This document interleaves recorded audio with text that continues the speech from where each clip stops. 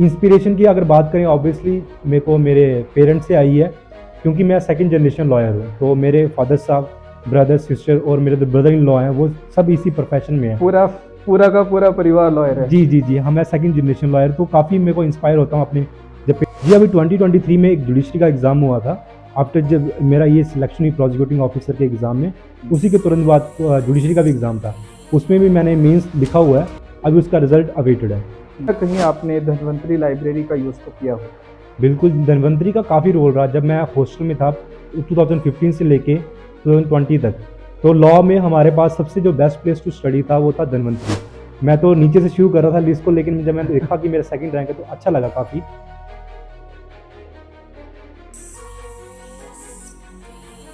नमस्कार, आप जुड़ चुके हैं बीवीएन के साथ और मैं हूं रोहन चौधरी। प्रोसिक्यूटिंग एग्जाम की बात करें, हाल ही में उसका रिजल्ट आया है। बता दें कि पहले इसको जम्मू कश्मीर पुलिस के द्वारा कंडक्ट किया जाता था, जिसमें जो भी विद्यार्थी या जो भी एस्पिरेंट प्रोसिक्यूटिंग ऑफिसर बनता था उसकी पोजीशन एक इंस्पेक्टर के बराबर होती थी।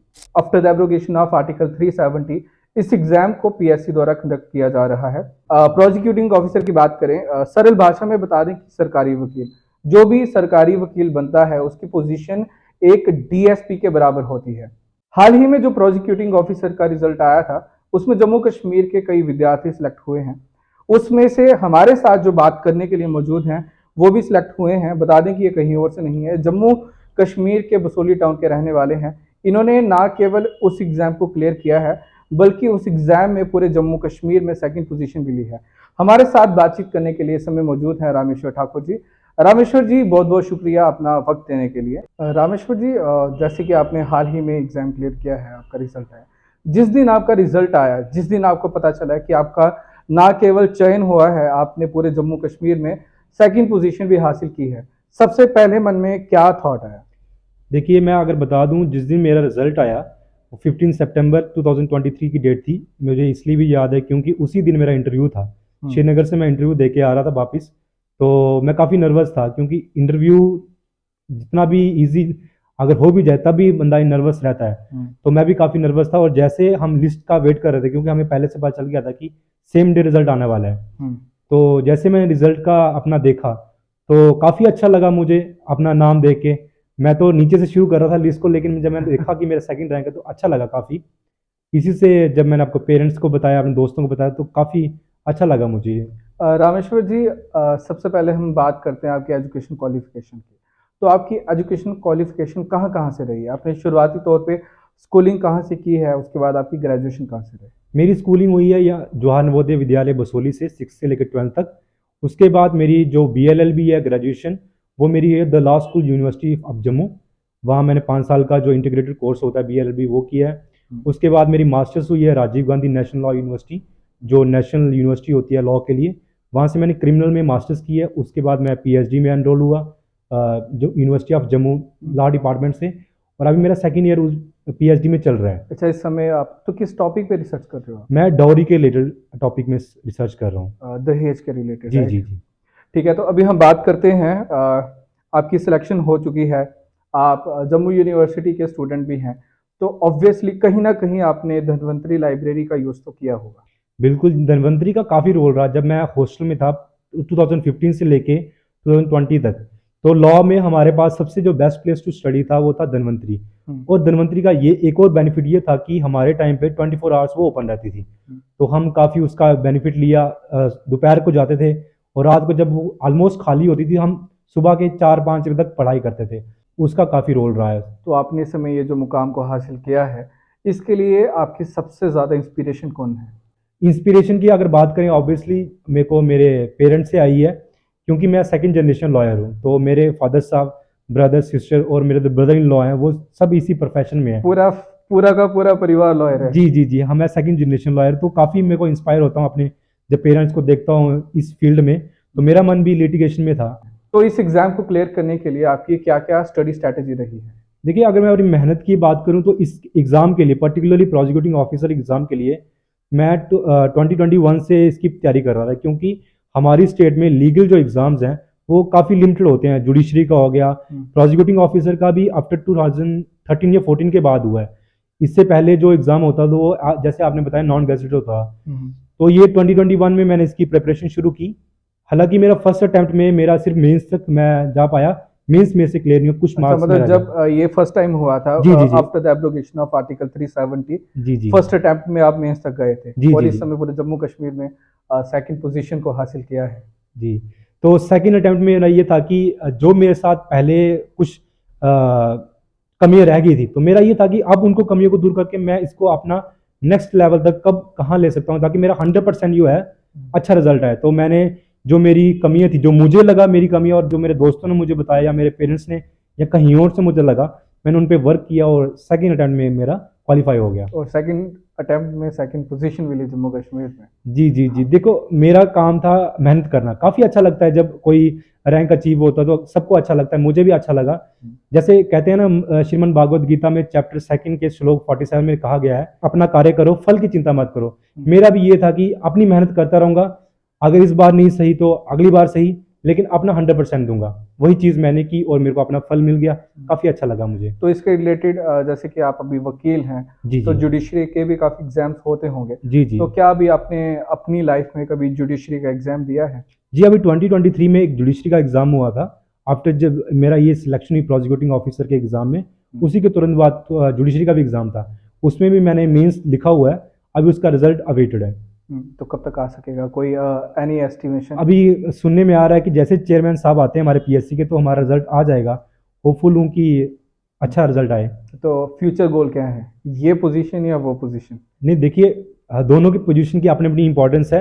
अभी अगर देखा जाए कि अगर हमारे प्रोसिक्यूटिंग ऑफिसर अच्छे होंगे, तो जो विक्टिम होते हैं स्टेट में जो क्रिमिनल के अगेंस्ट, तो उनको विक्टिम को अच्छा उनको रिजल्ट मिलेगा। और अगर जुडिशरी में देखा जाए, जुडिशरी की अपनी ज़्यादा इंपॉर्टेंस है। अगर जज अच्छा होगा, क्वालिफाइड जज होगा, तो वो विक्टिम को भी देखेगा, एक्यूज पार्टी को भी देखेगा और अच्छा डिसीजन लेगा, जो भी उसके मद्देनजर आएगा डिसीजन। बहुत सारे बच्चे हैं जो हाल ही में लॉ ग्रेजुएट हुए हैं, काफ़ी सारे बच्चे इस एग्ज़ाम की तैयारी में भी हैं, तो बताएं कि आपकी क्या स्ट्रैटेजी है और किस तरह से वो आपकी स्ट्रैटेजी पे चल के इस एग्ज़ाम को क्लियर कर सकते हैं? देखिए, अगर मैं पर्टिकुलरली प्रोसिक्यूटिंग ऑफिसर के एग्ज़ाम की बात करूं, इसमें ज़्यादा क्रिमिनल लॉ आता है मेंस में। सिविल लॉ जो आता है वो सिर्फ प्रीलिम्स में आता है, और क्रिमिनल लॉ आपको मेंस में आता है। और अगर कोई भी एग्ज़ाम पीएससी का आप दे रहे हो, तो आपको पता है मेंस की जो वेटेज है, आपको मेंस में स्कोर अच्छा किया होगा तो इंटरव्यू में आपको रिलैक्स हो जाओगे थोड़ा। तो इस एग्ज़ाम के लिए पर्टिकुलरली अगर आपकी डायरेक्ट जो होते हैं हमारे क्रिमिनल लॉ के सीआरपीसी, जो पहले एक्ट से सीआरपीसी, आईपीसी, एविडेंस, कॉन्स्टिट्यूशन, अगर इन पे आपकी कमांड है, तो आप काफ़ी अच्छा रिजल्ट ले सकते हो उसका। इसके साथ क्या है कि जो रिसेंट जजमेंट्स होती हैं लाइव लॉ में या कोई भी बार एंड बेंच का, उसमें भी अगर स्टूडेंट उसको देखें, उसके साथ टच में रहें, तो आप उसमें आपका जो माइंड होगा डेवलप हो जाएगा, लीगल नॉलेज आपकी एनहांस्ड हो जाएगी, तो वो भी आपको बेनिफिट देगा। और ऑब्वियसली ये मेंस में आपको आंसर राइटिंग में हेल्प करेगा। जब आपने इस एग्ज़ाम का इंटरव्यू दिया था, तो कोई ऐसा सवाल जो आपको लगा कि काफ़ी कठिन है, भाई अभी तो मैं यहाँ पे फंस गया? देखिए, इंटरव्यू की बात करूं तो जैसे मैंने प्रिपेयर किया था आईपीसी, सीआरपीसी, कॉन्स्टिट्यूशन और इनको प्रिपेयर किया था, वैसा एग्जाम वैसे वहाँ इंटरव्यू नहीं पूछा गया। उन्होंने थोड़ा अलग तरीके से पूछा, क्योंकि उनका मोटिव ये नहीं होता है, जो इंटरव्यू पैनल होता है उनका ये मोटिव नहीं होता है कि आपकी नॉलेज चेक की जाए। वो आपका पेशेंस देखते हैं, इसका माइंड कितना डेवलप हुआ है, कैसे वो क्वेश्चन को देखता है, आंसर करता है, वो चीज़ देखते हैं। तो उन्होंने मुझे सीआरपीसी का ही पूछा। कुछ क्वेश्चन काफ़ी टफ थे, लेकिन उनमें से एक क्वेश्चन ऐसा था कि सीआरपी से कोर्ट मार्शल ने पूछा, जो हम आम जिंदगी में, आम लॉ में इतना नहीं पढ़ते हैं, क्योंकि हमारी छोटी कोर्टों में उसका इतना महत्व नहीं है। तो उन्होंने कोर्ट मार्शल का पूछा, मैंने कोर्ट मार्शल का प्रोसीजर बताया उनको।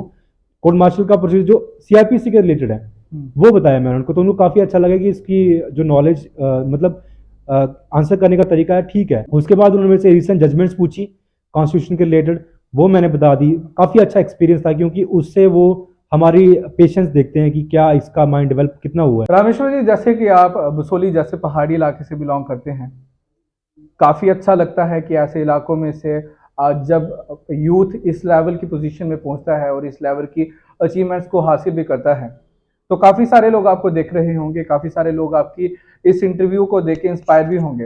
तो बताएं, क्या मैसेज देना चाहते हैं आप उन्हें? मैं अपने इलाके के यूथ को यही मैसेज दूंगा कि सबसे पहले अगर आप कोई भी एग्ज़ाम देते हो, उसका जो आउटकम होता है कई बार पक्ष में आता है, कई बार आपके पक्ष में नहीं होता है, तो आपको उस फेलियर को देख के हताश नहीं होना है। गिव अप नहीं कर देना है। कोई एक बार कोई अटैम्प्ट दिया और आप सोचो कि नहीं अब बस गिव अप कर देना है। कई बार क्या होता है, कोई सपोर्ट करता है, फैमिली सपोर्ट करती है, किसी की नहीं करती है। कई बच्चे लाइब्रेरी जाके पढ़ सकते हैं, कई नहीं पढ़ सकते हैं, लेकिन हर एक एस्पिरेंट की लाइफ में काफ़ी कठिनाइयाँ होती हैं। तो हम ये सोचें कि वो लग्जरी में जी रहे हैं इसलिए अचीव कर रहे हैं और अपने आप को एक्सक्यूज़ देते रहे किसी भी एग्ज़ाम के लिए, तो वैसा नहीं करना है। आपने क्या करना है, जैसे कहते हैं कि ट्रस्ट द प्रोसेस, इसी को अपनी मेहनत करती रहनी है। एक बार अगर फेलियर होता है तो उसमें अपनी कमियां ढूंढनी है, ये नहीं एक्सक्यूज़ दे के खुद को गिव अप कर देना है। बस लगे रहो और अपने ही इस जो भी फील्ड में आप तैयारी कर रहे हो उसका जो रेलिवेंट सिलेबस है उसको देखते रहो।